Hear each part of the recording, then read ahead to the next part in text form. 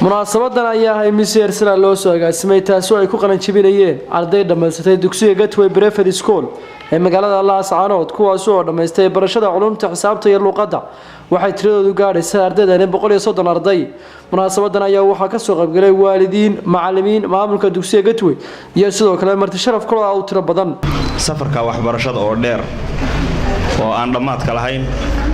ayaa salaankiisi talaabooyinkiisi baad marba mid hore u qaadaysaan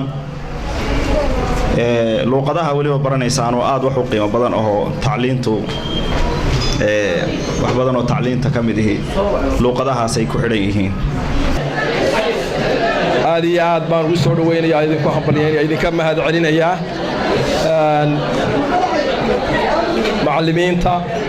iskuulka Gateway oo idin soo barbaarisay oo idinku tala gashay inaad ka qayb qaadataan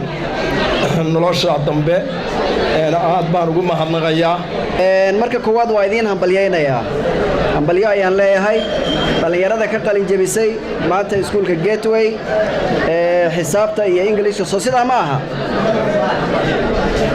dhalinyarada quruxda badan ee halka iga muuqato waan idin hambalyeynaya kun iyo kow jeer waxaan kaloon mahad ballaaran u celinayaa waalidiinta sharafta leh ee ka dambeeyay inay wax bartaan waqtina galiyay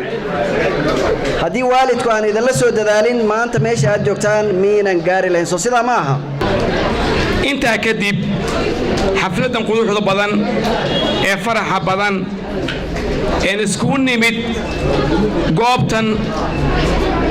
wanaagsan waxaa mahadda labaad iska leh macallimiintii ku soo tabacday intaasoo sano bilood ayaamo habeenno saacado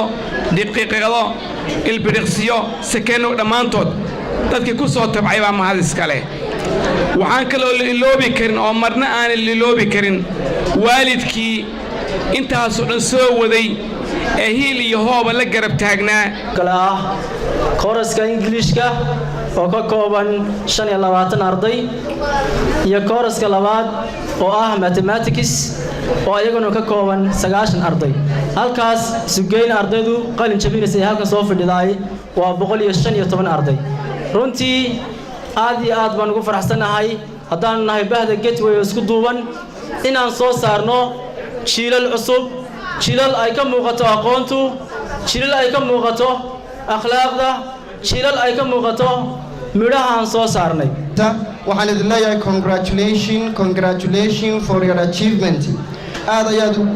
ugu hambalyeynaya guulaha aad soo hoydeen maanta waa mid ka mid ah hadafyadiinii aad damacsanaydeen inaad gaadhaan insha Allah waxaan idin leeyahay hore u sii socda sii wada dadaalkiina halka ka sii socda haydin noqoto maanta xalfadii ugu horeysay aad ka qayb gashaan iyo saydin noqon xalfadii ugu dambeysay ee aad ka qayb gashaan ee leedigu guddoonsiyo shahaado sharaf ama shahaadooyinka aad mutaysateen dhankooda ardayda maanta qalin jabinaysa ayaa soo bandhigay cilmigii ay barteen waxayna u mahad celiyeen macallimiinta dugsiga Gateway muddadii ay ku soo dadaalayeen ardaydaasi waa darajo weyn oo dugsi lama huraaniyo waa dama la qoontiye yeynan ka daalin ku dadaalo waligiin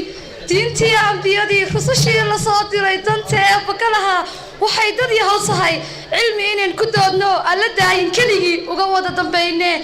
runtii aad baan ugu faraxsanahay qalin jabintaydan aan la qalin jabinayo ardayda walaalaha dhammaan waxaan bogaadinayaa labada group ee ka kala qalin jabinaya xisaabta iyo Englishka waxaan si kaliya laba u bogaadinayaa labadeeda macallin ee halka lagu soo furay maanta Mukhtaar Cabdi Jaamac Somali News TV Laascaanood